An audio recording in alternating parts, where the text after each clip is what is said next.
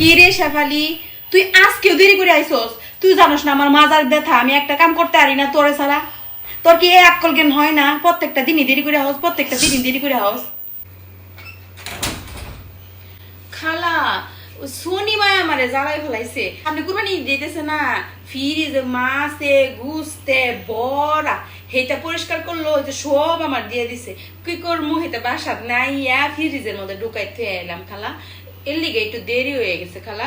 আজকে কাম একটু বেশি করে দিব, চিন্তা করি না যায়। খালা আজকে কি রাঁধছুন?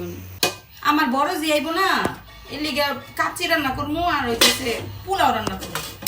আমার অবশ্য রান্না খাওয়ানোর চিন্তাই করুন লাগে না। ওই যে হালিমার মায় না, হালিমার মায় তো আমারে মানে দৌড়বো প্রত্যেকটা দিনই তরকারি লইয়া যা।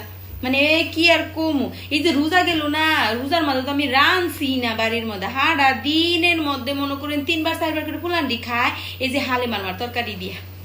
আমার আবার ওটা চিন্তা না খালা।